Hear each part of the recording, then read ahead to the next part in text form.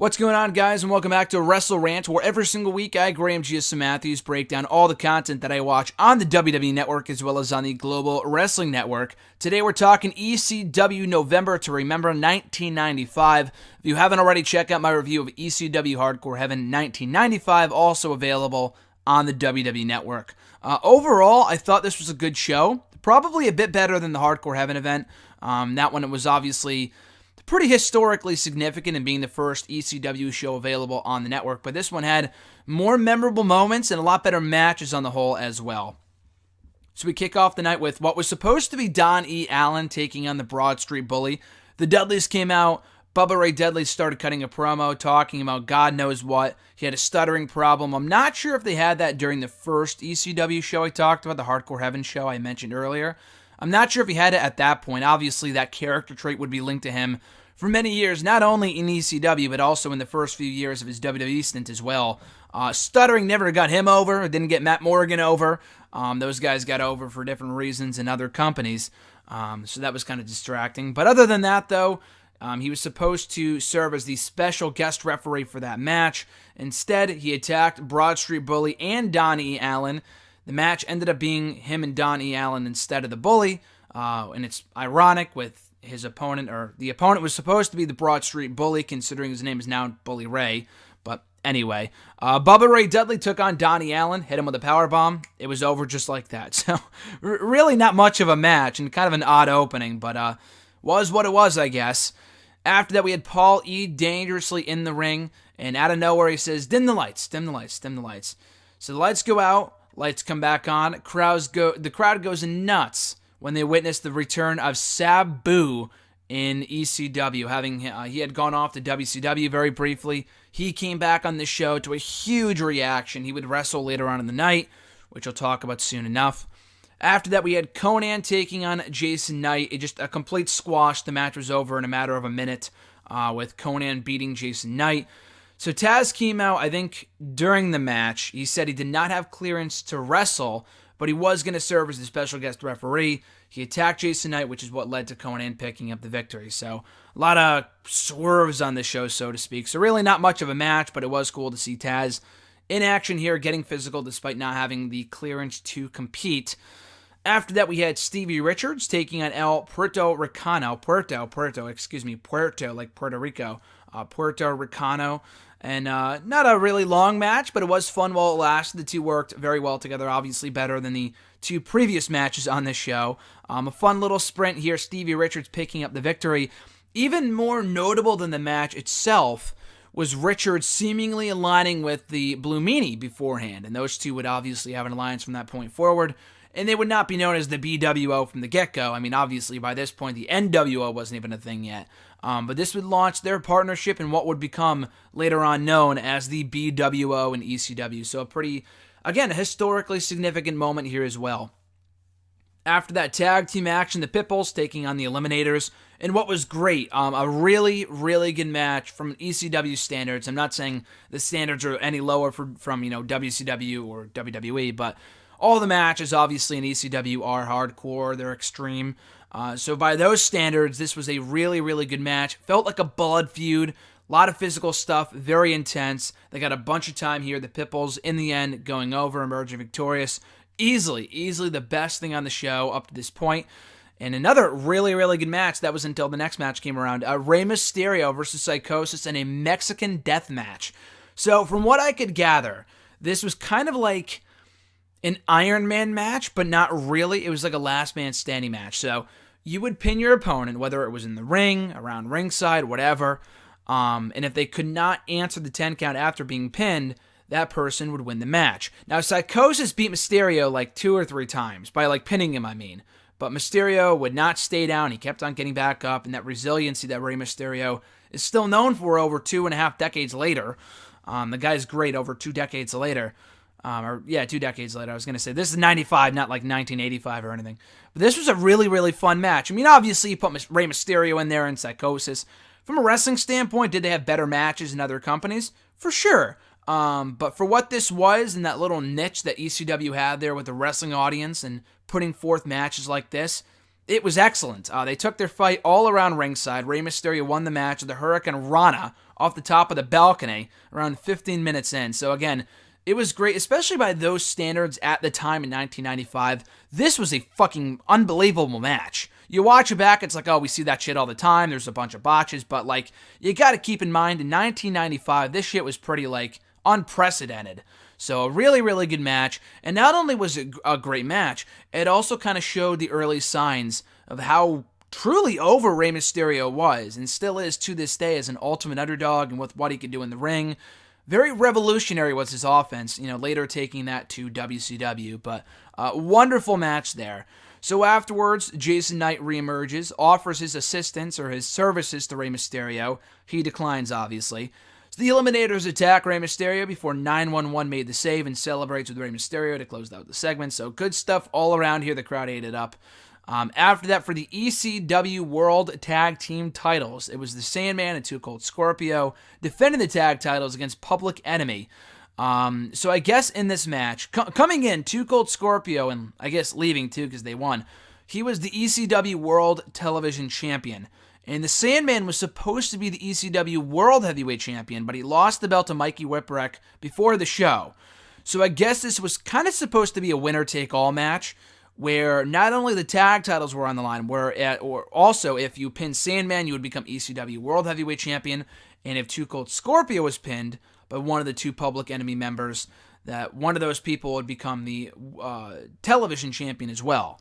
So obviously, like I said, the Sandman dropped the ECW title prior to the event to Mikey Whipwreck, who would defend later on in the show. He was supposed to get so if Sandman got the win here for his team, then he would get a shot at the championship later on in the show. So he would win the match for his team. Rocco Rocca of the Public Enemy, he went for a somersault cannonball at the top rope, which was pretty impressive. He accidentally missed, hit his partner Johnny Grunge, which led to Sandman covering Johnny Grunge and picking up the victory. So again, there was really no psychology at all, but for a brawl, for a tag team match that felt like a blood feud, it was entertaining. Again, it's not going to win any Matt Classic awards, but for what it was very enjoyable. And Sandman would not only pick up the victory, not only would Too Cold Scorpio retain his ECW World Television Championship, but Sandman, in scoring the victory for his team, would earn another shot at the ECW World Heavyweight title later on in the show. So again, real fun match. I thought these two teams worked very well together, and also setting the stage for the ECW title match later on in the show. So we go from that to a match that really wasn't much of a match at all. It was Bill Alfonso taking on the Commissioner, and Bill Alfonso was a referee, by the way. Bill Alfonso, the referee, taking on the Commish, Todd Gordon. Again, this was total throwaway, but the crowd ate it up, so for what it was, I guess it was somewhat fun. Balula McGillicuddy was supposed to serve as the special guest referee, but she got knocked out by Gordon, or rather Alfonso, like literally within the first few seconds of the match. So she did not play a factor in the finish whatsoever. Tazz came out to count the fall for Gordon. He would turn on Todd Gordon, turn heel in the process. I guess he was a babyface earlier on in the show. He made the count. Bill Alfonso scored the victory. And again, as a match, it wasn't great at all, but they beat the living shit out of each other. So it really did feel like they had this loathing, hatred for one another. So I do respect that. But anyway, so Tazz turned heel here, cut a promo, going off on the fans, going off on people in the audience. It was a great fucking promo, and he dropped the F-bomb a bunch of times. But yeah, he went off on the fans. He would align himself with Bill Alfonso as his manager. Those two were a money pairing in ECW, and would kick off what would become the human suplex machine for Tazz, that gimmick in ECW, and go on to really destroy everyone in sight and have this amazing hot run in ECW. So the promo here was great. He was like, no one cared about me when I was gone, out with an injury. No one asked me how I was doing. That typical thing. But he executed the promo so well. And it's also significant, like I said, for really just kicking out that partnership between him and Bill Alfonso, because those two worked so well together in ECW. So as a match, kind of shit, but it was really more important, more memorable for what would happen afterwards with Tazz and Bill Alfonso as that money pairing in ECW. After that, for the ECW World Heavyweight Championship, like I said earlier, it was supposed to be Whipwreck taking on the former champion, the Sandman, but Steve Austin. Yes, Stone Cold Steve Austin, who was not yet known as Stone Cold, came out, attacked Sandman before the bout in the aisleway, and would take his place. I guess that's how ECW works. So it became instead Mikey Whipwreck taking on Steve Austin for the ECW World Heavyweight Championship. A very good match. Steve Austin cut a promo before the match, saying why he deserved a shot at the ECW title, going off on the audience. You knew even at this point this guy was going to be a fucking star. This promo was really, really good. The match itself wasn't amazing, but it was a good match. They didn't get much time. It was really only like a 5-minute match. So they didn't get a ton of time, but they worked well together within the time they were allotted. Whipwreck in the end scoring the victory, retaining the title with a sunset flip and holding the tights in the process. Whipwreck had a good showing here. The guy was the ultimate underdog, emerging victorious and holding onto that championship when no one thought that he would. But really, this was the Steve Austin show. He was on full display here, having a great performance in the ring, and not only in the ring, but also on the mic. The guy was great. Talking shit about Mikey Whipwreck and getting heat on himself for the match. Talking about, this former WCW guy coming back here, what a fucking loser. And obviously Steve Austin was a former WCW guy too. This was awesome. The story they told, again, for the few minutes they had to work with, I thought this was really a lot of fun. Austin putting over Whipwreck on his way out to WWE soon enough. But a great match. I thought this was really, really good in more ways than one. In his return match, we had Sabu taking on Hack Myers. This went about 13 minutes, so I thought it was a bit weird that the championship match, the world title match, went 5 minutes, and this got about 13, when it shouldn't have happened. Probably the time should have been reversed. It should have gone 5 minutes, or not even happened at all. This dragged on, and on, and on. It went way too long. He did win in the end, thankfully, Sabu, that is. He won with the Atomic Arabian Facebuster. But he went from getting this huge reaction earlier on in the night when he came back to having this match that was like, it was fine. But it really dragged. All the heat was on Myers, who really was not that good. Sabu had to really try to get a decent match out of him. But yeah, this was just kind of unnecessary. It wasn't terrible, but it was like, why did it happen? I mean, Sabu got the big return pop earlier on in the evening. Why even do this match? Save it for another time. Kind of ruined the momentum a bit of the show and also of Sabu's return. But it was fine for what it was, I guess. Then we get to the main event. Terry Funk and Tommy Dreamer taking on Cactus Jack and Raven in a tag team match. A lot of fun. This was probably up there with Rey Mysterio and Psychosis Mexican Death Match. It was a great match. Obviously, Dreamer and Raven had their ruthless rivalry going, so to further that feud in this match, those two guys going at it, it was the perfect type of ECW brawl, where it wasn't a classic match, again, in the ring, a mat classic by any means, but for the hatred involved, the story they were telling, taking the fight all around the arena, beating the living shit out of each other without going too far. It was great. A really fun, entertaining brawl. In the end, Dreamer getting some measure of revenge over Raven, with Dreamer hitting Raven with 2 DDTs back-to-back. Terry Funk covering Raven, to score the victory about 14 minutes in. So again, really fun match. A great way to close off the show. Much better than the main event for the last ECW pay-per-view I talked about, which I think was, let me see. Oh no, that was a good match too. Public Enemy and the Gangstas. That was a good match, but this was easily better, way better. Very good match here to close off the November to Remember 1995 show from ECW. So overall, a fun show. Again, not every match was great. Sabu and Hack Myers didn't really need to happen. That's really about it. Even Alfonso and Gordon, which was shit. It led to a big angle of Tazz going heel and planting the seeds for that partnership with him and Tazz and Bill Alfonso. The first 2 matches were complete squashes. They weren't bad, though. It's not like they went 5-10 minutes like some matches on the previous ECW pay-per-view I talked about.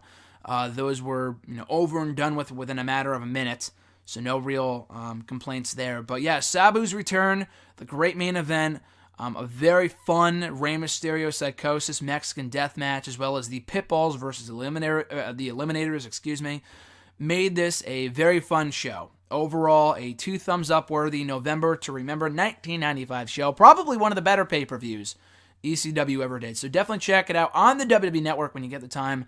It's about 2 hours and 36 minutes, I believe. So not too long. Definitely worth the watch, though.